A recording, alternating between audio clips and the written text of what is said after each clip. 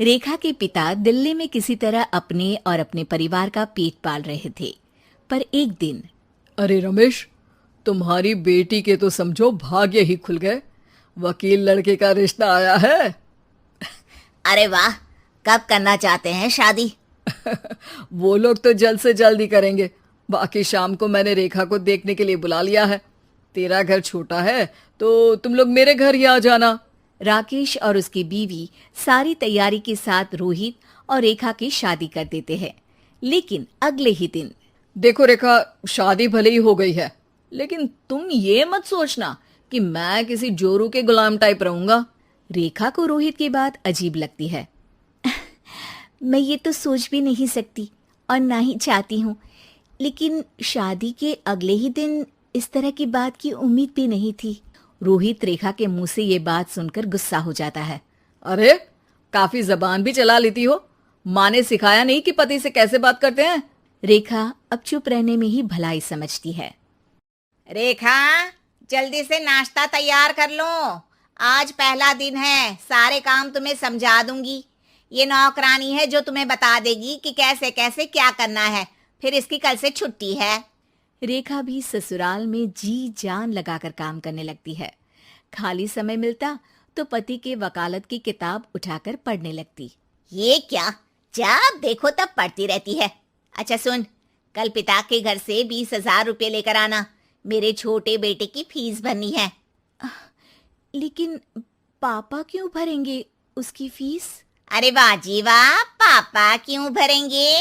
तो ये बता, हम क्यों रखेंगे तुझे यहाँ? क्यों खाना देंगे फ्री में? अरे, क्योंकि मैं बहू हूँ इस घर की। तभी वहाँ रोहित आ जाता है। अरे वाह, बड़ी जबान चला रही हो। चुपचाप माँ जो कह रही है वैसा कर, वरना सामान उठा और जा अपनी झोपड़ी में। बेचारी रेखा क्या करती, पिता के घर जाती है, उनको सारा हाल बताती है।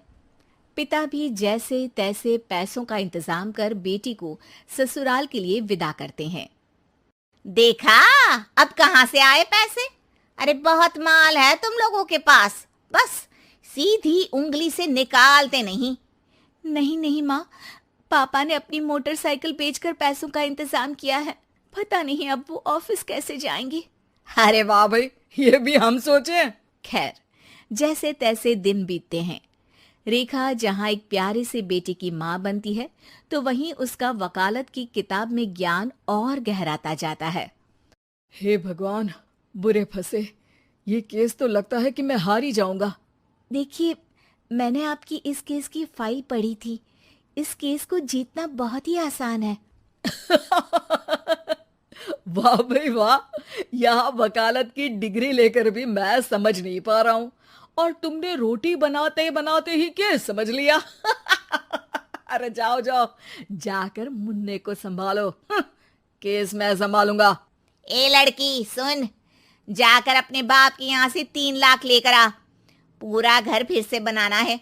छोटे की शादी करूंगी तो छोटी बहू को कहाँ रखूंगी? पूरा घर तो तूने घेर रखा है। ऐसा मत बोलिए माँ जी, पापा इतना पैसा कहाँ से लाएंगे? अब तो वो रिटायर भी हो गए हैं। हाँ, तभी तो बोल रही हूँ, रिटायरमेंट के पैसे तो मिले होंगे ना। लेकिन वो अगर आपको दे देंगे तो बुढ़ापा कैसे काटेंगे? रोहित रेखा की बात सुनकर गुस्सा हो जाता है। ए सुन, चल अपना सामान उठा, अपना बच्चा उठा और निकल यहाँ से।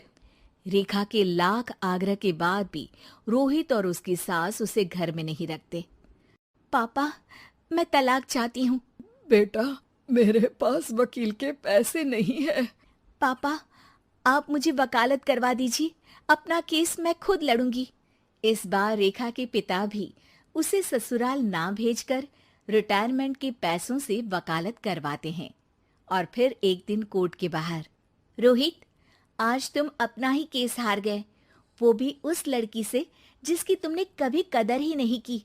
रेखा, मुझे माफ कर दो। मैं इतनी बड़ी अमाउंट कहाँ से लाऊंगा? मैं हर महीने पैसे नहीं दे सकता तुमको। पैसे वहीं से लाना जहाँ से तुम मेरे पापा को लाने के लिए मजबूर करते थे। एक पिता अपनी बेटी की शादी उसकी खुशहाली के लिए करता है, ना कि सारी जिंदगी कर्जदार बनने के लिए।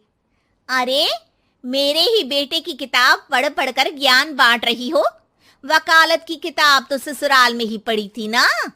बिल्कुल, यहाँ मेरी गलती रही। जिस पैसे से मैंने इसकी शादी की थी, मुझे वो पैसे पहले इसकी पढ़ाई में लगाना चाहिए था। और आज रेखा एक जानी मानी वकील के रूप में काम कर रही है।